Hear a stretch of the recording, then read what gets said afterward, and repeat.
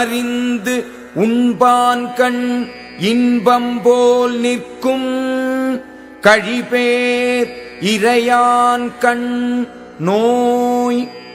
குறைந்த அளவு இன்னதென்று அறிந்து உண்பவனிடத்தில் இன்பம் நிலை நிற்பது போல மிக பெரிதும் உண்பவனிடத்தில் நோய் நிற்கும்.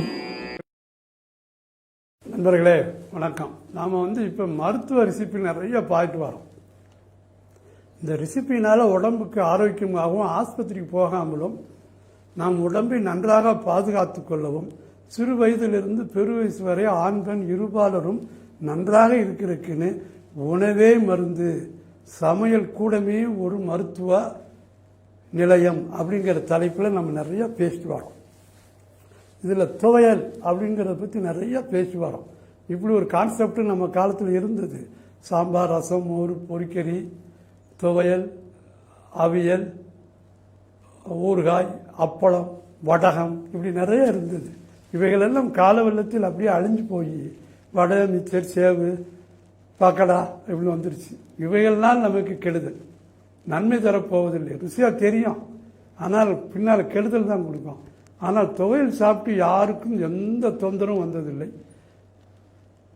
உடம்பு நன்றாக இருந்திருக்கு. அப்படி நம்ம நிறையா பார்த்து வர்றதில்ல. துவையல்னு ஒன்று படிச்சிருக்கிறோம், இன்னொன்று துவட்டல். நான் ஏற்கனவே நம்ம இந்த ப்ரோக்ராமில் துவையல் சொல்லி கொடுத்துருக்கிறேன். இப்போ சொல்கிறது துவட்டல். துவையல் வேறு, துவட்டல் வேறு. இதனுடைய பொருளை இதில் காட்டி கொடுத்துரும். துவட்டல்னா என்னன்னு இதனுடைய செய்முறை இப்போ பார்ப்போம். சுண்டைக்காய் துவட்டல், துவையல் அல்ல. சுண்டைக்காய் 1 கப், முருங்கைக்கீரைனா நல்ல இளங்கீரையாக இருக்கணும், ஒரு 1/2 கப். சோம்புனா பெருஞ்சீரகம் சொல்லுவாங்க, 1½ ஸ்பூன். பொரி அரிசி மாவுன்னா அந்த அவல் பொரி இதெல்லாம் செஞ்சு கடையில் வைப்பாங்க.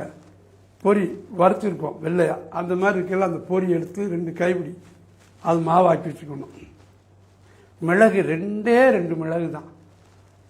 ஏன்னா இதில் சொல்லக்கூடிய ஐட்டம் பூரா அதன் தேவைக்கு ஏற்பையும் அளவு மீறாமல் இருக்கணும் தான் இந்த குவான்டிட்டிஸ் கொடுக்குறோம்.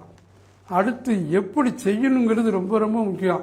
ஒட்டுமொத்தமாக போட்டு கலக்கிறதுக்கு இல்லை. இது எதை முதலில் போடணும், எதை அடுத்து போடணும், அதற்கடுத்து எதை போடணும், எப்படி செய்முறைங்கிறது தான் பெரிய விஷயம். அதுதான் இப்போ நம்ம சொல்லிக்கிட்டு வரும்போது கவனிக்கணும். அடுத்து உப்பு தேவைக்கேற்ப. மிளகு 2 தான் சொல்லியிருக்கேன். கடலை பருப்புன்னா திங்கிற கடலை பருப்பு இல்லை, குழம்பு வைக்கிற பருப்பு, பூம்பருப்புலாம் சொல்லுவாங்க சில இடங்களில். கடலை பருப்புன்னு பேர். 50 கிராம்.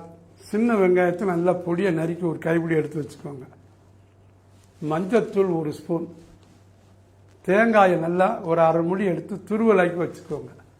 கடுகு 1 ஸ்பூன்.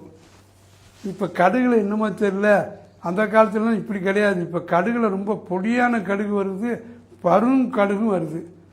ஆனால் எனக்கு தெரிஞ்சு பொடி கடுகும் நல்லா இருக்குது, பருத்த கடுகும் நல்லா இருக்குது.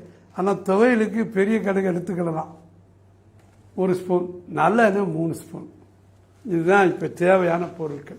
என்னெல்லாம் செய்யணும்? சுண்டைக்காயை முதல் எடுக்கணும், நல்லா அலசணும், பொடியாக நறுக்கி வேக போடணும். சுண்டைக்காயை நல்லா நறுக்கி வேக போடணும். அப்புறம் ஒரு வடச்சட்டி, வானலிம்பாங்க, அதை எடுக்கணும். எடுத்து எண்ணெய் விட்டு கடலைப்பருப்பை போட்டு லேசாக ஃப்ரை பண்ணணும். அதுக்கப்புறம் மிளகா வத்தலை எடுத்து கிள்ளி அதில் போடணும். போட்ட உடனே மிளகா வத்தல் பொன் நிறமாக ஆகும், அது வரைக்கும் வெயிட் பண்ணணும். சிவந்த பிறகு கடுகை தூக்கி போடணும். கடுகை போட்டு பொரிக்கும். கடுகு போட்ட உடனே தடன்னு சத்தம் கேட்கும். அது ஆறுறதுக்குள்ளே இதுதான் பொரிக்கிறதுன்னு அர்த்தம். கடுகு பொரித்த பிறகு வெங்காயத்தை போட்டு வதக்கணும். வதக்கி இதில் சுண்டைக்காயை போட்டு தாளிக்கணும். பிறகு கீரை இருக்கு இல்லையா, அதை லேசாக உப்பு போட்டு லேசாக புரட்டி எடுத்து சோம்பு, இந்த அரிசி மாவு இதெல்லாம் போட்டு தேங்காய் துருவலையும் போட்டு அடித்து மொத்தமாக அடிச்சிட்டிங்கன்னா ஒரு துவையல் ரெடியாரு. துவட்டல். இது எதற்கெல்லாம் உடம்புக்கு மஞ்சத்தூள், தேங்காய் தூள் எல்லாம் போட்டாச்சு. இப்போ இது குடல் நோய்கள், குடல் நோய்னா குடல் சார்ந்தது, மலக்குடல், பெருங்குடல், சிறுகுடல், குடல் சார்ந்து, அதாவது குடல் சுத்தம் அது சொல்லுவாங்க. அதாவது குடலை கழுவும் முன் உடம்பை கழுவும் முன் குடலை கழுவுன்னு ஒரு பழமொழி இருக்கு. குளிக்கிறதுக்கு முன்னால் குடலை கழுவியா அப்படின்னு. குடல் சுத்தம். அடுத்து அல்சருங்கிறது புண்ணு. இந்த உணவு ஜீரண மண்டலத்தில் எந்த ட்ராக்கில் எங்கே இருந்தாலும் புண்ணு, உதடு, வாயு, உள்நாக்கு, தொண்டை, உணவு குழல், இறப்பை, சிறுகுடல், பெருங்குடல், மலக்குடல், மலவாய், எங்கே புண்ணு இருந்தாலும் அது அல்சர் தான். புண்ணு என்பது ஆற வேண்டும், வலி இல்லாமல் இருப்பது மட்டும் அல்ல. ஏதோ மாத்திரை எடுத்தோம், மருந்து எடுத்தோம், டானிக் குடித்தான், பரவாயில்ல, வலி நின்று வச்சுன்னா புண்ணு ஆறிச்சாங்கிறது கேள்வி. புண்ணு ஆறிச்சா இல்லையாங்கிறது ரசிச்சு வர கையில் வச்சு சாப்பிடும்போது தெரியும். புண்ணு பலவடி பறண்டுச்சுன்னா புண்ணு ஆறலை. அப்போ புண்ணு ஆறுனால்தான் அல்சர் இருந்து நாம் விடுபட்டிருக்கோம்னு அர்த்தம். ஸோ இது சுண்டைக்காய் துவட்டல். ஆலோசனைக்கு என்னை அணுகலாம். 9994577500 சிவகாசி. மறக்காமல் ஆனந்த வாழ்வில் சேனலை சப்ஸ்கிரைப் பண்ணுங்க.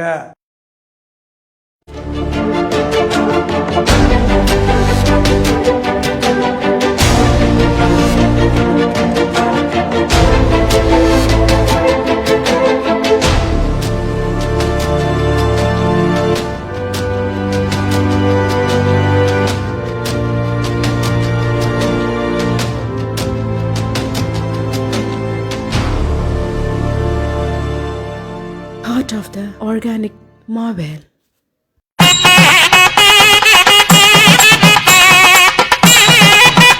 இழிவு அறிந்து உண்பான் கண் இன்பம் போல் நிற்கும் கழிபேர் இறையான் கண் நோய். குறைந்த அளவு இன்னதென்று அறிந்து உண்பவனிடத்தில் இன்பம் நிலை நிற்பது போல மிக பெரிதும் உண்பவனிடத்தில் நோய் நிற்கும். நண்பர்களே வணக்கம். நம்ம கொஞ்ச நாளாக மருத்துவ ரெசிப்பின்னு சொல்லி மருத்துவ குணங்கள் உள்ளடக்கிய ரெசிப்பின்னு சொல்லி நிறைய பார்த்து வரோம். அதில் துவையல் அப்படிங்கிற ஒரு போர்ட்போலியோவில் நிறைய துவையல் பார்த்து வரோம். துவையல்ன்றது ஒரு அதிகமாக நமக்கு உணவை எடுக்கக்கூடியது. சின்ன பிள்ளைங்க பெரிய ஆளுக்கெல்லாம் சாப்பாட்டின் அளவை கூட்டம். ஏன்னா சாப்பாடு ஒரு அளவு கட்டாயம் சாப்பிட்டு தான் ஆகணும். சில பேருக்கு முடியல, பசி இல்லை, எனக்கு போதும்னு சொல்லி சாப்பாட்டினுடைய அளவை குறைப்பார்கள். ஏன்னா உடம்புக்கு தேவைப்படுறதுனால அளவை குறைக்கக்கூடாது. அந்த காலத்தில் பொரிக்கறி, கூட்டு, பொரியல் இதெல்லாம் வைக்கும்போது துவையல், அப்பளம், ஊறுகாய், வடகம் இதெல்லாம் அந்த காலத்தில் வச்சு சாப்பிட்ருக்குறாங்க முன்னோர்கள். எல்லாத்துக்கும் அறிவு சார்ந்த ஆலோசனைகள், அறிவு சார்ந்த புத்தியோடு எல்லாமே செஞ்சுருக்காங்க. இப்போ தான் அவைகள் எல்லாமே பக்கடா, மிச்சரு, சேவு, வடை பல அதை காலி பண்ணிடுச்சு. இந்த வடை பச்சி பக்கடா உடம்புக்கு நோய் கொடுக்கும் என்று ஒரு காலமும் நன்மை செய்யாது. அதில் மாற்று கருத்தே கிடையாது. அது எண்ணெய் பலகாரம், அது எத்தனை நாள் எண்ணெயில் ஓட்டான்னு தெரியாது. அது தரமான எண்ணெயா அதுவும் தெரியாது. எண்ணெய் உள்ளே போச்சுன்னா அஜீரணம் நெஞ்சு கரிச்சல் வரும். நிறைய தொல்லைகள் இருக்குது. அப்போதைக்கு வேணால் ருசியாக தெரியும், பின்னால் உடம்பு பாதிக்கும்.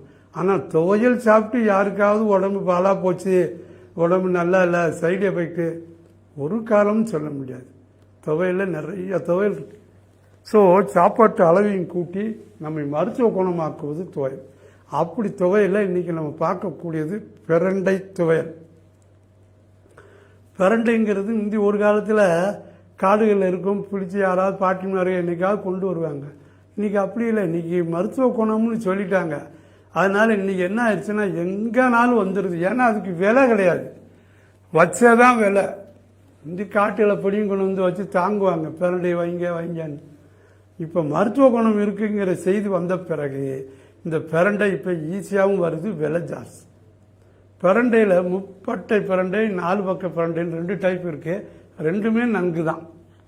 3 பரிணாமம் இருக்கும், இல்லைன்னா 4 இது இருக்கும். எந்த பிரண்டையாக இருந்தாலும் சரி. பிரண்டையில் 3 பகுதியாக வச்சு நடுப்பகுதியை எடுத்துக்கிடணும். முதல் பகுதி, 2வது பகுதி, 3 பகுதியில் நடுப்பகுதி நல்லாயிருக்கும். அந்த இளமும் இதாக இருக்கும். அதை நல்லா அலசி பொடி பொடி துண்டாக நறுக்கி வச்சுக்குவாங்க. பிரண்டையை கணுவில் நீக்கிடணும், இல்லைன்னா காந்த ஆரம்பிச்சிடும். என்னைய கேட்டால் பிரண்டை என்ன செய்யணும்னா, வாங்கிட்டு வந்தோடனே ஒரு 2 நாள் வீட்டு நிழல்லையே காயப்படும். நிறைய பேர் சொல்கிறாங்க, கேட்குறாங்க. பிறகு ஃபோன் வருது, சார் தெரிஞ்சால் நாக்கெல்லாம் ஊறுது காந்துதும்பாங்க. பிரண்டையை நிழலில் காய விடுங்கள் 2-3 நாட்கள். அதுக்கு பிறகு கணுவெல்லாம் எடுத்துட்டு பொடியாக கட் பண்ணி அலசி எடுத்து வச்சுக்கோங்க. பிறகு மிளகு, புளி, கடுகு, உளுந்தம்பருப்பு இவைகளெல்லாம் அப்படியே வறுத்துக்குவாங்க. வறுத்து வச்சுக்கிட்டு கருவேப்பிலை, பெருங்காயம், தேங்காய் துருவல் இதெல்லாம் போட்டு எண்ணெய் விட்டு வதக்கி வச்சுக்குவாங்க. எல்லாம் வதக்கின பிறகு மிக்சியில் போட்டு அடித்து தண்ணி விட்டு ஒரு துவையல் பருவத்துக்கு கொண்டு வந்துருங்க. அதுக்கு பிறகு கடுகு, உளுந்தம்பருப்பு போட்டு தாளிச்சிருங்க. இதை சாதத்தில் போட்டு பிணைஞ்சு சாப்பிடலாம். ஃபஸ்ட்டு அதான். சுட சுட சோறு வச்ச உடனே வாழை இலையில சாப்பிடுங்க. கொதிக்க கொதிக்க சோறு வைப்பாங்கல்ல, ஆவி பறக்கணும். அந்த நேரம் இந்த துவையில் ஒரு 2 ஸ்பூன் போட்டு நல்லா பிணைஞ்சு சாப்பிடுங்க. இதுக்கு என்னென்ன வேணும்னு நான் சொல்லிட்டேன்னு நினைக்கிறேன். இல்லாட்டாலும் பார்த்துக்கோங்க. கணு நீக்கிய பிரண்டை 200 கிராம், மிளகு 20 கிராம், புளி சிறிய நெல்லிக்காய் அளவு, தேங்காய் துருவல் 2 டேபிள் ஸ்பூன், கடுகு 1 டீஸ்பூன், உருட்டு உளுந்தம்பருப்பு 2 டீஸ்பூன், கருவேப்பிலை 1 கைப்பிடி, பெருங்காயம் 2 சிட்டிகை. சிட்டிகை என்ன, இந்த மாதிரி மூக்கு பொடி போடுறதுக்கு எடுப்பாங்க இல்லையா, அதான் சிட்டிகை. பூண்டு 2 பல், அதில் பூண்டிலேயே 1 பூடு ரசப்பூடுன்னு இருக்குது. 1 பூடு இன்னும் நல்லாயிருக்கும். இஞ்சினா தோல் எடுத்துடணும். இஞ்சிக்கு விஷம் தோல். இஞ்சி எடுத்துடணும், தோல் எடுத்துடணும். அதில் 1 துண்டு. இதெல்லாம் செஞ்சு இப்படி செஞ்சு தாளித்து வச்ச பிறகு சாப்பிட்டோம்னா ரொம்ப அருமையாக இருக்கும். இதனுடைய மருத்துவ குணங்கள், ஃபஸ்ட்டு பிரண்டைக்கு கால்சியம் சத்து ஜாஸ்தி. அதனால் என்ன செய்வாங்கன்னா, அந்த காலத்தில் மூட்டு உடஞ்சி போய் கெட்டு போட்டு எலும்பு முறிவுக்கெல்லாம் கட்டி போட்டு கொடுத்து தைலம்லாம் ஊற்றின பிறகு பிரண்டை துவையில தினமும் சாப்பிட சொல்லுவாங்க. அந்த மூட்டு அப்படியே ஒட்டிக்கிடும். மூட்டு பிரிச்சிச்சு இல்லையா, எலும்பு உறிந்தது அப்படியே ஒன்று சேரும் அந்த கால்சியம்னால. ஃபஸ்ட்டு எலும்பு, அடுத்து மூலம், ஃபைல்ஸ் பிரச்சனை இன்னைக்கு இல்லாத ஆளே இல்லை. யாரை கேட்டாலும் எனக்கு மூலமாக இருக்கும்பாங்க. அடுத்து கால்சியம் சத்து, நான் சொன்னேன் இப்போ தான், சுண்ணாம்பு சத்து இருக்குது எலும்புக்கு ரொம்ப. ஏன்னா கால்சியமும் பாஸ்பரஸும் எலும்பு சார்ந்த மூலகப் பொருள்கள். அடுத்து முறிந்த எலும்பை ஒட்ட வைக்கும் தன்மை. ஊழச்சதை, இன்னைக்கு நிறைய பேருக்கு ஏன் சதை போடுதுன்னு சொல்ல முடியாத அளவுக்கு உழைப்பு இல்லை, உணவு கூடுது, சதை போடுது. அந்த ஊழச்சதைகள் உடம்புக்கு கெடுதி. அப்போ அந்த ஊழச்சதையெல்லாம் குறைக்கணும். அடுத்து அல்சர், ரொம்பங்க அல்சர் இல்லாத ஆள் இன்னைக்கு எனக்கு தெரிய இல்லை. இப்போ வைத்தியத்துக்கு வராங்கன்னா 10 பேர் 5 பேர் ஓபிசிட்டி, 3 பேர் அல்சர் வரும். ஒரு ஆள் வேணால் குழந்தை பாக்கியம் இல்லை, ஆனோ பெண்ணோ குழந்தை பாக்கியம் இல்லைன்ட்டு வருவாங்க. மீதியெல்லாம் மலச்சிக்கல், அல்சர்னா ஆஸ்மா அந்த மாதிரி தான் வரும். ஸோ அல்சருக்கு அருமையான உணவு இதில் உள்ளது. அல்சர் புண்ணை ஆற்றும், அதான் ரொம்ப முக்கியம். அல்சர் வந்ததுன்னா வழி இல்லாமல் இருப்பதல்ல. நீங்கள் சில ராணிட்டின் ரேன்கோ சிலுசில் இந்த மாதிரி நிறைய சாப்பிடுவீங்க. இதெல்லாம் வலி நிவாரணம் என்று வலி நீக்கி அல்ல, ஜஸ்ட் ஒரு குளோரோஃபார்ம் மாதிரி வலி இல்லாமல் உங்களுக்கு இது பண்ணும். புண்ணு 6 நாள் தான் அல்சர். ஏன்னா நீங்கள் புண்ணு ஆறிடுச்சுன்னு நினச்சிக்கிட்டு இருப்பீங்க. ஒரு நாள் கல்யாண வீட்டில் போய் ரசத்தை கையை வச்சு 2 கவலை உள்ளே போடுவீங்க, பரண்ட ஆரம்பிக்கும். அப்படின்னா என்ன அர்த்தம், புண்ணு ஆறாமல் இருந்தது, இப்போ இது போய் பரண்டுது. அப்போ வலி இல்லாமல் இருப்பது மட்டுமல்ல, அல்சரில் புண்ணு ஆறணும், அதுதான் உண்மை. இது புண்ணை ஆற்றும் ஒரு அற்புதமான ஒன்று பிரண்டை துவையல். இது இட்லிக்கு ஊற்றி சாப்பிட்லாம். இட்லி வச்சு நல்லெண்ணெய் விட்டு இந்த துவையலை வச்சு சாப்பிட்லாம், ரொம்ப நல்லாயிருக்கும். தேங்காய் சட்னி வச்சுருந்தா இது ஸ்பெஷல் சட்னி மாதிரி வச்சுக்கிடலாம். ஸோ இட்லிக்கு தோசைக்கு சாப்பிட்லாம். சில பேர் சப்பாத்திக்கு கூட தொட்டி சாப்பிட்றாங்க. எந்த ரூபத்திலையோ எந்த உணவுலையோ சேர்த்துக்கோங்க. ஆலோசனைக்கு என்னை அணுகலாம். 9994577500 சிவகாசி. மறக்காமல் ஆனந்த வாழ்வில் சேனலை சப்ஸ்கிரைப் பண்ணுங்க.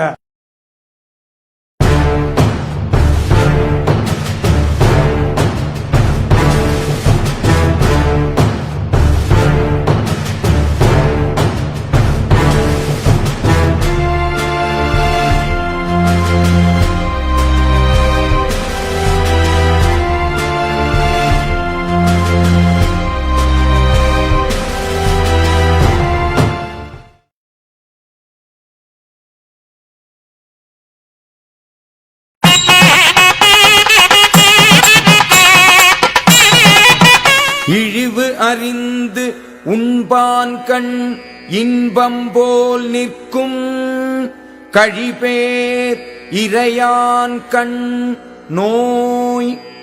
குறைந்த அளவு இன்னதென்று அறிந்து உண்பவனிடத்தில் இன்பம் நிலை நிற்பது போல மிக பெரிதும் உண்பவனிடத்தில் நோய் நிற்கும்.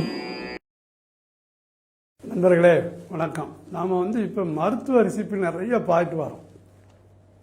இந்த ரெசிபினால் உடம்புக்கு ஆரோக்கியமாகவும் ஆஸ்பத்திரிக்கு போகாமலும் நாம் உடம்பை நன்றாக பாதுகாத்து கொள்ளவும் சிறு வயதிலிருந்து பெரு வயசு வரை ஆண் பெண் இருபாலரும் நன்றாக இருக்கிறதுக்குன்னு உணவே மருந்து, சமையல் கூடமே ஒரு மருத்துவ நிலையம் அப்படிங்கிற தலைப்பில் நம்ம நிறைய பேசிட்டு வரோம். இதில் துவையல் அப்படிங்கிறத பற்றி நிறைய பேசி வரோம். இப்படி ஒரு கான்செப்ட் நம்ம காலத்தில் இருந்தது. சாம்பார், ரசம், மோர், பொரிக்கறி, துவையல், அவியல், ஊறுகாய், அப்பளம், வடகம் இப்படி நிறைய இருந்தது. இவைகளெல்லாம் கால வெள்ளத்தில் அப்படியே அழிஞ்சு போய் வடை, மிச்சர், சேவு, பக்கடா இப்படி வந்துருச்சு. இவைகள்னால் நமக்கு கெடுதல், நன்மை தரப்போவதில்லை. ருசியாக தெரியும், ஆனால் பின்னால் கெடுதல் தான் கொடுக்கும். ஆனால் துவையல் சாப்பிட்டு யாருக்கும் எந்த தொந்தரவும் வந்ததில்லை, உடம்பு நன்றாக இருந்திருக்கு. அப்படி நம்ம நிறையா பார்த்து வர்றதில்ல. துவையல்னு ஒன்று படிச்சிருக்கிறோம், இன்னொன்று துவட்டல். நான் ஏற்கனவே நம்ம இந்த ப்ரோக்ராமில் துவையல் சொல்லி கொடுத்துருக்கிறேன். இப்போ சொல்கிறது துவட்டல். துவையல் வேறு, துவட்டல் வேறு. இதனுடைய பொருளை இதில் காட்டி கொடுத்துரும். துவட்டல்னா என்னன்னு இதனுடைய செய்முறை இப்போ பார்ப்போம். சுண்டைக்காய் துவட்டல், துவையல் அல்ல. சுண்டைக்காய் 1 கப், முருங்கைக்கீரைனா நல்ல இளங்கீரையாக இருக்கணும், ஒரு 1/2 கப். சோம்புனா பெருஞ்சீரகம் சொல்லுவாங்க, 1½ ஸ்பூன். பொரி அரிசி மாவுன்னா அந்த அவல் பொரி இதெல்லாம் செஞ்சு கடையில் வைப்பாங்க. பொரி வறுத்துருக்கோம் வெள்ளையா, அந்த மாதிரி இருக்கலாம். அந்த பொரி எடுத்து 2 கைப்பிடி அது மாவாக்கி வச்சுக்கணும். மிளகு 2 மிளகு தான். ஏன்னா இதில் சொல்லக்கூடிய ஐட்டம் பூரா அதன் தேவைக்கு ஏற்பையும் அளவு மீறாமல் இருக்கணும் தான் இந்த குவான்டிட்டிஸ் கொடுக்குறோம். அடுத்து எப்படி செய்யணுங்கிறது ரொம்ப ரொம்ப முக்கியம். ஒட்டுமொத்தமாக போட்டு கலக்கிறதுக்கு இல்லை. இது எதை முதலில் போடணும், எதை அடுத்து போடணும், அதற்கடுத்து எடை போடணும், எப்படி செய்முறைங்கிறது தான் பெரிய விஷயம். அதுதான் இப்போ நம்ம சொல்லிக்கிட்டு வரும்போது கவனிக்கணும். அடுத்து உப்பு தேவைக்கேற்ப, மிளகு 2 தான் சொல்லியிருக்கேன். கடலை பருப்புன்னா திங்கிற கடலை பருப்பு இல்லை, குழம்பு வைக்கிற பருப்பு, பூம்பருப்புலாம் சொல்லுவாங்க சில இடங்களில். கடலை பருப்புன்னு பேர். 50 கிராம். சின்ன வெங்காயத்தை நல்லா பொடியை நறுக்கி ஒரு கைப்பிடி எடுத்து வச்சுக்கோங்க. மஞ்சத்தூள் 1 ஸ்பூன். தேங்காயை நல்லா ஒரு 1/2 மூடி எடுத்து துருவலாக்கி வச்சுக்கோங்க. கடுகு 1 ஸ்பூன். இப்போ கடுகுல என்னமோ தெரியல, அந்த காலத்துலலாம் இப்படி கிடையாது. இப்போ கடுகுல ரொம்ப பொடியான கடுகு வருது, பரும் கடுகும் வருது. ஆனால் எனக்கு தெரிஞ்சு பொடி கடுகும் நல்லா இருக்குது, பருத்த கடுகும் நல்லா இருக்குது. ஆனால் துவையலுக்கு பெரிய கடுகு எடுத்துக்கலாம். 1 ஸ்பூன். நல்லெண்ணெய் 3 ஸ்பூன். இதுதான் இப்போ தேவையான பொருட்கள். என்னெல்லாம் செய்யணும்? சுண்டைக்காயை முதல் எடுக்கணும், நல்லா அலசணும், பொடியாக நறுக்கணும், நறுக்கி வேக போடணும். சுண்டைக்காயை நல்லா நறுக்கி வேக போடணும். அப்புறம் ஒரு வடச்சட்டி, வானலிம்பாங்க, அதை எடுக்கணும்.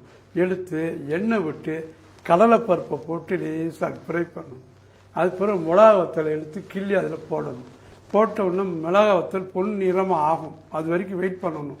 சிவந்த பிறகு கடுகை தூக்கி போடணும். கடுகை போட்டு பொரிக்கும். கடுகு போட்ட உடனே தட தட தடன்னு சத்தம் கேட்கும். அது ஆறுறதுக்குள்ளே இதுதான் பொரிக்கிறதுன்னு அர்த்தம். கடுகு பொரித்த பிறகு வெங்காயத்தை போட்டு வதக்கணும். வதக்கி இதில் சுண்டைக்காயை போட்டு தாளிக்கணும். பிறகு கீரை இருக்கு இல்லையா, அதை லேசாக உப்பு போட்டு லேசாக புரட்டி எடுத்து சோம்பு, இந்த அரிசி மாவு இதெல்லாம் போட்டு தேங்காய் துருவலையும் போட்டு அடித்து மொத்தமாக அடிச்சிட்டிங்கன்னா ஒரு துவையல் ரெடியாக துவட்டல். இது எதற்கெல்லாம் உடம்புக்கு மஞ்சத்தூள் தேங்காய் தூள் எல்லாம் போட்டாச்சு. இப்போ இது குடல் நோய்கள். குடல் நோய்னா குடல் சார்ந்தது, மலக்குடல், பெருங்குடல், சிறுகுடல், குடல் சார்ந்து, அதாவது குடல் சுத்தம் அது சொல்லுவாங்க. அதாவது குடலை கழுவும் முன் உடம்பை கழுவும் முன் குடலை கழுவுன்னு ஒரு பழமொழி இருக்கு. குளிக்கிறதுக்கு முன்னால் குடலை கழுவியா அப்படின்னு. குடல் சுத்தம். அடுத்து அல்சர். அல்சருங்கிறது புண்ணு. இந்த உணவு ஜீரண மண்டலத்தில் எந்த ட்ராக்கில் எங்கே இருந்தாலும் புண்ணு. உதடு, வாயு, உள்நாக்கு, தொண்டை, உணவு குழல், இறப்பை, சிறுகுடல், பெருங்குடல், மலக்குடல், மலவாய் எங்கே புண்ணு இருந்தாலும் அது அல்சர் தான். புண்ணு என்பது ஆற வேண்டும், வலி இல்லாமல் இருப்பது மட்டும் அல்ல. ஏதோ மாத்திரை எடுத்தோம், மருந்து எடுத்தோம், டானிக் குடித்தான், பரவாயில்ல, வலி நின்று வச்சுன்னா புண்ணு ஆறிச்சாங்கிறது கேள்வி. புண்ணு ஆறிச்சா இல்லையாங்கிறது ரசச்சு வர கையில் வச்சு சாப்பிடும்போது தெரியும்.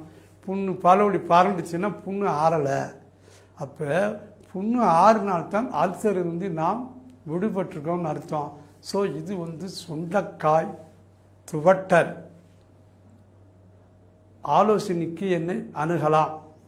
9994577500 சிவகாசி. மறக்காமல் ஆனந்த வாழ்வில் சேனலை சப்ஸ்கிரைப் பண்ணுங்க.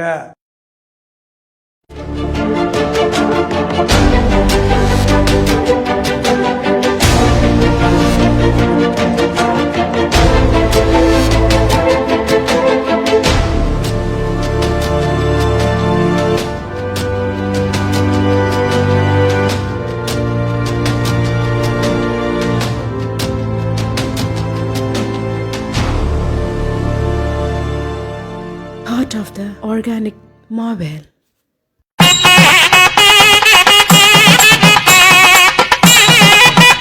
இழிவு அறிந்து உண்பான் கண் இன்பம் போல் நிற்கும் கழிபேர் இறையான் கண் நோய்.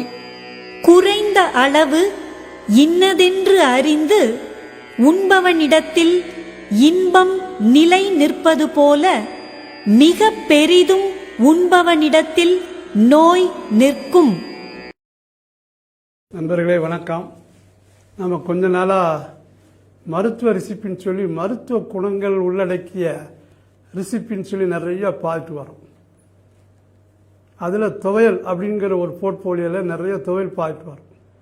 துவையல்ன்றது ஒரு அதிகமாக நமக்கு உணவை எடுக்கக்கூடியது. சின்ன பிள்ளைங்க பெரிய ஆளுக்கெல்லாம் சாப்பாட்டின் அளவை கூட்டம்.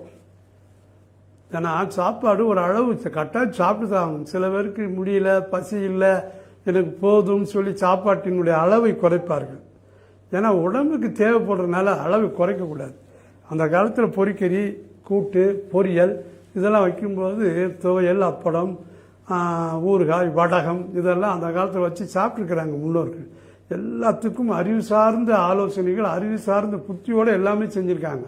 இப்போ தான் அவைகள் எல்லாமே பக்கடா, மிச்சரு, சேவு, வடை பல இது அதை காலி பண்ணிடுச்சு. இந்த வடை பச்சி பக்கடா உடம்புக்கு நோய் கொடுக்கும் என்று ஒரு காலமும் நன்மை செய்யாது. அதில் மாற்று கருத்தே கிடையாது. அது எண்ணெய் பலகாரம், அது எத்தனை நாள் எண்ணெயில் ஓட்டான்னு தெரியாது. அது தரமான எண்ணெயா அதுவும் தெரியாது. எண்ணெய் உள்ளே போச்சுன்னா அஜீரணம் நெஞ்சு கரிச்சல் வரும். நிறைய தொல்லைகள் இருக்குது. அப்போதைக்கு வேணால் ருசியாக தெரியும், பின்னால் உடம்பு பாதிக்கும். ஆனால் துவையல் சாப்பிட்டு யாருக்காவது உடம்பு பாலாக போச்சு, உடம்பு நல்லா இல்லை, சைடு எஃபெக்ட்டு ஒரு காலம்னு சொல்ல முடியாது. துவையலில் நிறைய துவையல் இருக்குது. ஸோ சாப்பாட்டு அளவையும் கூட்டி நம்மை மருத்துவ குணமாக்குவது துவையல். அப்படி துவையலில் இன்றைக்கி நம்ம பார்க்கக்கூடியது பிரண்டை துவையல். பிரண்டைங்கிறது ஒரு காலத்தில் காடுகளில் இருக்கும் பிடிச்சி யாராவது பாட்டிமார்கள் என்றைக்காவது கொண்டு வருவாங்க. இன்றைக்கி அப்படி இல்லை, இன்றைக்கி மருத்துவ குணம்னு சொல்லிட்டாங்க. அதனால் இன்றைக்கி என்ன ஆயிடுச்சுன்னா எங்கேனாலும் வந்துடுது. ஏன்னா அதுக்கு விலை கிடையாது, வச்சே தான் விலை. இந்த காட்டில் பொடியும் கொண்டு வந்து வச்சு தாங்குவாங்க, பிரண்டை வைங்கன்னு. இப்போ மருத்துவ குணம் இருக்குங்கிற செய்தி வந்த பிறகு இந்த பிரண்டை இப்போ ஈஸியாகவும் வருது, விலை ஜாஸ்தி. பிரண்டையில் முப்பட்டை பிரண்டை, 4 பக்க பிரண்டைன்னு 2 டைப் இருக்குது. ரெண்டுமே நன்கு தான். 3 பரிணாமம் இருக்கும், இல்லைன்னா 4 இது இருக்கும். எந்த பிரண்டையாக இருந்தாலும் சரி. பிரண்டையில் 3 பகுதியாக வச்சு நடுப்பகுதி எடுத்துக்கிடணும். முதல் பகுதி, 2வது பகுதி, 3 பகுதியில் நடுப்பகுதி நல்லாயிருக்கும். அந்த இளம் இதாக இருக்கும். அதை நல்லா அலசி பொடி பொடி துண்டாக நறுக்கி வச்சுக்குவாங்க. பிரண்டையை கணுவில் நீக்கிடணும், இல்லைன்னா காந்த ஆரம்பிச்சிடும். என்னைய கேட்டால் பிரண்டை என்ன செய்யணும்னா வாங்கிட்டு வந்தோடனே ஒரு 2 நாள் வீட்டு நிழல்லையே காயப்படும். நிறைய பேர் சொல்கிறாங்க, கேட்குறாங்க. பிறகு ஃபோன் வருது, சார் தெரிஞ்சாங்க நாக்கெல்லாம் ஊறுது காந்துதும்பாங்க. பிரண்டையை நிழலில் காய விடுங்கள் 2-3 நாட்கள். அதுக்கு பிறகு கணுவெல்லாம் எடுத்துட்டு பொடியாக கட் பண்ணி அலசி எடுத்து வச்சுக்கோங்க. பிறகு மிளகு, புளி, கடுகு, உளுந்தம்பருப்பு இவைகளெல்லாம் அப்படியே வறுத்துக்குவாங்க. வறுத்து வச்சுக்கிட்டு கருவேப்பிலை, பெருங்காயம், தேங்காய் துருவல் இதெல்லாம் போட்டு எண்ணெய் விட்டு வதக்கி வச்சுக்குவாங்க. எல்லாம் வதக்கின பிறகு மிக்சியில் போட்டு அடித்து தண்ணி விட்டு ஒரு துவையல் பருவத்துக்கு கொண்டு வந்துருங்க. அதுக்கு பிறகு கடுகு, உளுந்தம்பருப்பு போட்டு தாளிச்சிருங்க. இதை சாதத்தில் போட்டு பிணைஞ்சி சாப்பிடலாம். ஃபஸ்ட்டு அதான். சுட சுட சோறு வச்ச உடனே வாழை இலையில சாப்பிடுங்க. கொதிக்க கொதிக்க சோறு வைப்பாங்கல்ல, ஆவி பறக்கணும். அந்த நேரம் இந்த துவையில் ஒரு 2 ஸ்பூன் போட்டு நல்லா பிணைஞ்சி சாப்பிடுங்க. இதுக்கு என்னென்ன வேணும்னு நான் சொல்லிட்டேன்னு நினைக்கிறேன். இல்லாட்டாலும் பார்த்துக்கோங்க. கணு நீக்கிய பிரண்டை 200 கிராம், மிளகு 20 கிராம், புளி சிறிய நெல்லிக்காய் அளவு, தேங்காய் துருவல் 2 டேபிள் ஸ்பூன், கடுகு 1 டீஸ்பூன், உருட்டு உளுந்தம்பருப்பு 2 டீஸ்பூன், கருவேப்பிலை 1 கைப்பிடி, பெருங்காயம் 2 சிட்டிகை. சிட்டிகை என்ன இந்த மாதிரி மூக்கு பொடி போடுறதுக்கு எடுப்பாங்க இல்லையா, அதான் சிட்டிகை. பூண்டு 2 பல், அதில் பூண்டிலேயே 1 பூடு ரசப்பூடுன்னு இருக்குது. 1 பூடு இன்னும் நல்லாயிருக்கும். இஞ்சினா தோல் எடுத்துடணும். இஞ்சிக்கு விஷம் தோல். இஞ்சி எடுத்துடணும், தோல் எடுத்துடணும். அதில் 1 துண்டு. இதெல்லாம் செஞ்சு இப்படி செஞ்சு தாளித்து வச்ச பிறகு சாப்பிட்டோம்னா ரொம்ப அருமையாக இருக்கும். இதனுடைய மருத்துவ குணங்கள் ஃபஸ்ட்டு பிரண்டைக்கு கால்சியம் சத்து ஜாஸ்தி. அதனால் என்ன செய்வாங்கன்னா அந்த காலத்தில் மூட்டு உடஞ்சி போய் கெட்டு போட்டு எலும்பு முறிவுக்கெல்லாம் கட்டி போட்டு கொடுத்து தைலம்லாம் ஊற்றின பிறகு பிரண்டை துவையில தினமும் சாப்பிட சொல்லுவாங்க. அந்த மூட்டு அப்படியே ஒட்டிக்கிடும். மூட்டு பிரிச்சிச்சு இல்லையா, எலும்பு உரிந்தது அப்படியே ஒன்று சேரும் அந்த கால்சியம்னால. ஃபஸ்ட்டு எலும்பு, அடுத்து மூலம், ஃபைல்ஸ் பிரச்சனை இன்னைக்கு இல்லாத ஆளே இல்லை. யாரை கேட்டாலும் எனக்கு மூலமாக இருக்கும்பாங்க. அடுத்து கால்சியம் சத்து, நான் சொன்னேன் இப்போ தான், சுண்ணாம்பு சத்து இருக்குது எலும்புக்கு ரொம்ப. ஏன்னா கால்சியமும் பாஸ்பரஸும் எலும்பு சார்ந்த மூலகப் பொருள்கள். அடுத்து முறிந்த எலும்பை ஒட்ட வைக்கும் தன்மை. ஊழச்சதை, இன்னைக்கு நிறைய பேருக்கு ஏன் சதை போடுதுன்னு சொல்ல முடியாத அளவுக்கு உழைப்பு இல்லை, உணவு கூடுது, சதை போடுது. அந்த ஊழச்சதைகள் உடம்புக்கு கெடுதி. அப்போ அந்த ஊழச்சதையெல்லாம் குறைக்கணும். அடுத்து அல்சர், ரொம்பங்க அல்சர் இல்லாத ஆள் இன்னைக்கு எனக்கு தெரிய இல்லை. இப்போ வைத்தியத்துக்கு வராங்கன்னா 10 பேர் 5 பேர் ஓபிசிட்டி, 3 பேர் அல்சர் வரும். ஒரு ஆள் வேணால் குழந்தை பாக்கியம் இல்லை, ஆனோ பெண்ணோ குழந்தை பாக்கியம் இல்லைன்ட்டு வருவாங்க. மீதியெல்லாம் மலச்சிக்கல், அல்சர்னா ஆஸ்மா அந்த மாதிரி தான் வரும். ஸோ அல்சருக்கு அருமையான உணவு இதில் உள்ளது. அல்சர் புண்ணை ஆத்தும், அதான் ரொம்ப முக்கியம். அல்சர் வந்ததுன்னா வழி இல்லாமல் இருப்பதல்ல. நீங்கள் சில ராணிட்டின் ரேங்கோ சிலுசில் இந்த மாதிரி நிறைய சாப்பிடுவீங்க. இதெல்லாம் வலி நிவாரணம் என்று வலி நீக்கி அல்ல, ஜஸ்ட் ஒரு குளோரோஃபார்ம் மாதிரி வலி இல்லாமல் உங்களுக்கு இது பண்ணும். புண்ணு 6 நாள் தான் அல்சர். ஏன்னா நீங்கள் புண்ணு ஆறிச்சுன்னு நினச்சிக்கிட்டு இருப்பீங்க. ஒரு நாள் கல்யாணம் வீட்டில் போய் ரசத்தை கையை வச்சு 2 கவலை உள்ளே போடுவீங்க, பரண்ட ஆரம்பிக்கும்.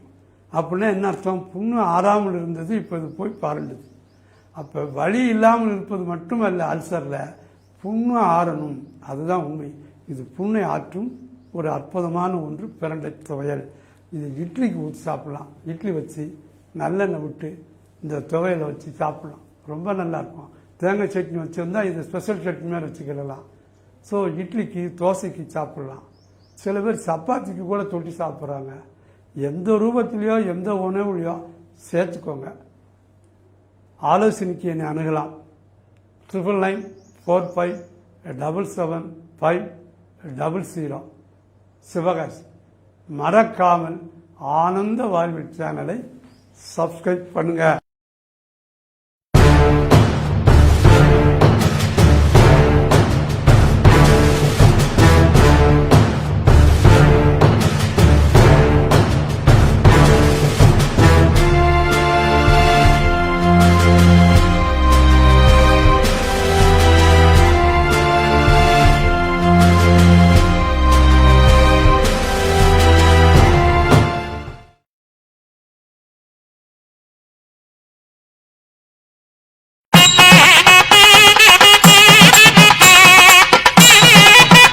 இழிவு அறிந்து உண்பான் கண் இன்பம் போல் நிற்கும் கழிபேர் இறையான் கண் நோய். குறைந்த அளவு இன்னதென்று அறிந்து உண்பவனிடத்தில் இன்பம் நிலை நிற்பது போல மிக பெரிதும் உண்பவனிடத்தில் நோய் நிற்கும். நண்பர்களே வணக்கம். நாம் இப்போ மருத்துவ ரெசிபி நிறைய பார்த்துட்டு வரோம். இந்த ரெசிபினால் உடம்புக்கு ஆரோக்கியமாகவும் ஆஸ்பத்திரிக்கு போகாமலும் நாம் உடம்பை நன்றாக பாதுகாத்து கொள்ளவும் சிறு வயதிலிருந்து பெரு வயசு வரை ஆண் பெண் இருபாலரும் நன்றாக இருக்கிறதுக்குன்னு உணவே மருந்து, சமையல் கூடமே ஒரு மருத்துவ நிலையம் அப்படிங்கிற தலைப்பில் நம்ம நிறைய பேசிட்டு வரோம். இதில் துவையல் அப்படிங்கிறத பற்றி நிறைய பேசி வரோம். இப்படி ஒரு கான்செப்ட் நம்ம காலத்தில் இருந்தது. சாம்பார், ரசம், மோர், பொரிக்கறி, துவையல், அவியல், ஊறுகாய், அப்பளம், வடகம், இப்படி நிறைய இருந்தது. இவைகளெல்லாம் கால வெள்ளத்தில் அப்படியே அழிஞ்சு போய் வடை, மிச்சர், சேவு, பக்கடா இப்படி வந்துருச்சு. இவைகள்லாம் நமக்கு கெடுதல், நன்மை தரப்போவதில்லை. ருசியாக தெரியும், ஆனால் பின்னால் கெடுதல் தான் கொடுக்கும். ஆனால் துவையல் சாப்பிட்டு யாருக்கும் எந்த தொந்தரவும் வந்ததில்லை, உடம்பு நன்றாக இருந்திருக்கு. அப்படி நம்ம நிறைய பார்த்து வர்றதில்ல. துவையல்னு ஒன்று படிச்சிருக்கிறோம், இன்னொன்று துவட்டல். நான் ஏற்கனவே நம்ம இந்த ப்ரோக்ராமில் துவையல் சொல்லி கொடுத்துருக்கிறேன். இப்போ சொல்கிறது துவட்டல். துவையல் வேறு, துவட்டல் வேறு. இதனுடைய பொருளை இதில் காட்டி கொடுத்துரும். துவட்டல்னா என்னன்னு இதனுடைய செய்முறை இப்போ பார்ப்போம். சுண்டைக்காய் துவட்டல், துவையல் அல்ல. சுண்டைக்காய் 1 கப், முருங்கைக்கீரை, முருங்கைக்கீரைனா நல்ல இளங்கீரையாக இருக்கணும், ஒரு 1/2 கப். சோம்பு, சோம்புனா பெருஞ்சீரகம்னு சொல்லுவாங்க, 1.5 ஸ்பூன். பொரி அரிசி மாவு, பொரி அரிசி மாவுன்னா அந்த அவல் பொரி இதெல்லாம் செஞ்சு கடையில் வைப்பாங்க. பொரி வறுத்துருக்கோம் வெள்ளையா, அந்த மாதிரி இருக்கலாம். அந்த பொரி எடுத்து 2 கைப்பிடி அது மாவாக்கி வச்சுக்கணும். மிளகு 2 மிளகு தான். ஏன்னா இதில் சொல்லக்கூடிய ஐட்டம் பூரா அதாவது தேவைக்கு ஏற்பையும் அளவு மீறாமல் இருக்கணும் தான் இந்த குவான்டிட்டிஸ் கொடுக்குறோம். அடுத்து எப்படி செய்யணுங்கிறது ரொம்ப ரொம்ப முக்கியம். ஒட்டுமொத்தமாக போட்டு கலக்கிறதுக்கு இல்லை. இது எதை முதலில் போடணும், எதை அடுத்து போடணும், அதற்கடுத்து எடை போடணும், எப்படி செய்முறைங்கிறது தான் பெரிய விஷயம். அதுதான் இப்போ நம்ம சொல்லிக்கிட்டு வரும்போது கவனிக்கணும். அடுத்து உப்பு தேவைக்கேற்ப, மிளகு 2 தான் சொல்லியிருக்கேன். கடலை பருப்புன்னா திங்கிற கடலை பருப்பு இல்லை, குழம்பு வைக்கிற பருப்பு, பூம்பருப்புலாம் சொல்லுவாங்க சில இடங்களில், கடலை பருப்புன்னு பேர். 50 கிராம். சின்ன வெங்காயத்தை நல்லா பொடியை நறுக்கி ஒரு கைப்பிடி எடுத்து வச்சுக்கோங்க. மஞ்சத்தூள் 1 ஸ்பூன். தேங்காயை நல்லா ஒரு 1/2 மூடி எடுத்து துருவலாக்கி வச்சுக்கோங்க. கடுகு 1 ஸ்பூன். இப்போ கடுகுல என்னமோ தெரியல, அந்த காலத்துலலாம் இப்படி கிடையாது. இப்போ கடுகுல ரொம்ப பொடியான கடுகு வருது, பரும் கடுகும் வருது. ஆனால் எனக்கு தெரிஞ்சு பொடி கடுகும் நல்லா இருக்குது, பருத்து கடுகும் நல்லா இருக்குது. ஆனால் துவையலுக்கு பெரிய கடுகு எடுத்துக்கலாம். 1 ஸ்பூன், நல்லெண்ணெய் 3 ஸ்பூன். இதுதான் இப்போ தேவையான பொருட்கள். என்னெல்லாம் செய்யணும்? சுண்டைக்காயை முதல்ல எடுக்கணும், நல்லா அலசணும், பொடியாக நறுக்கணும், நறுக்கி வேக போடணும். சுண்டைக்காயை நல்லா நறுக்கி வேக போடணும். அப்புறம் ஒரு வடச்சட்டி, வானலிம்பாங்க, அதை எடுக்கணும். எடுத்து எண்ணெய் விட்டு கடலைப்பருப்பை போட்டு லேசாக ஃப்ரை பண்ணணும். அதுக்கப்புறம் மிளகா வத்தலை எடுத்து கிள்ளி அதில் போடணும். போட்ட உடனே மிளகா வத்தல் பொன் நிறமாக ஆகும், அது வரைக்கும் வெயிட் பண்ணணும். சிவந்த பிறகு கடுகை தூக்கி போடணும். கடுகை போட்டு பொரிக்கும். கடுகு போட்ட உடனே சட சட சடன்னு சத்தம் கேட்கும். அதுக்கு ஆடுறதுக்குள்ளே இதுதான் பொரிக்கிறதுன்னு அர்த்தம். கடுகு பொரித்த பிறகு வெங்காயத்தை போட்டு வதக்கணும். வதக்கி இதில் சுண்டைக்காயை போட்டு தாளிக்கணும். பிறகு கீரை இருக்கு இல்லையா, அதை லேசாக உப்பு போட்டு லேசாக புரட்டி எடுத்து சோம்பு, இந்த அரிசி மாவு இதெல்லாம் போட்டு தேங்காய் துருவலையும் போட்டு அடித்து மொத்தமாக அடிச்சிட்டிங்கன்னா ஒரு துவையல் ரெடியாரு, துவட்டல். இது எதற்கெல்லாம் உடம்புக்கு மஞ்சத்தூள், தேங்காய் தூள் எல்லாம் போட்டாச்சு. இப்போ இது குடல் நோய்கள். குடல் நோய்னா குடல் சார்ந்தது, மலக்குடல், பெருங்குடல், சிறுகுடல், குடல் சார்ந்து, அதாவது குடல் சுத்தம் அது சொல்லுவாங்க. அதாவது குடலை கழுவும் முன் உடம்பை கழுவும் முன் குடலை கழுவுன்னு ஒரு பழமொழி இருக்கு. குளிக்கிறதுக்கு முன்னால் குடலை கழுவியா அப்படின்னு. குடல் சுத்தம். அடுத்து அல்சர். அல்சருங்கிறது புண்ணு. இந்த உணவு ஜீரண மண்டலத்தில் எந்த ட்ராக்கில் எங்கே இருந்தாலும் புண்ணு. உதடு, வாயு, உள்நாக்கு, தொண்டை, உணவு குழல், இறப்பை, சிறுகுடல், பெருங்குடல், மலக்குடல், மலவாய், எங்கே புண்ணு இருந்தாலும் அது அல்சர் தான். புண்ணு என்பது ஆற வேண்டும், வலி இல்லாமல் இருப்பது மட்டும் அல்ல. ஏதோ மாத்திரை எடுத்தோம், மருந்து எடுத்தோம், டானிக் குடித்தோம், பரவாயில்ல, வலி நின்று வச்சுன்னா புண்ணு ஆறிச்சாங்கிறது கேள்வி. புண்ணு ஆறிச்சா இல்லையாங்கிறது ரசச்சு வர கையில் வச்சு சாப்பிடும்போது தெரியும். புண்ணு பலவடி பறண்டுச்சுன்னா புண்ணு ஆறலை. அப்போ புண்ணு ஆறுனால்தான் அல்சர் இருந்து நாம் விடுபட்டிருக்கோம்னு அர்த்தம். ஸோ இது சுண்டைக்காய் துவட்டல். ஆலோசனைக்கு என்னை அணுகலாம். 9994577500 சிவகாசி. மறக்காமல் ஆனந்த வாழ்வில் சேனலை சப்ஸ்கிரைப் பண்ணுங்க.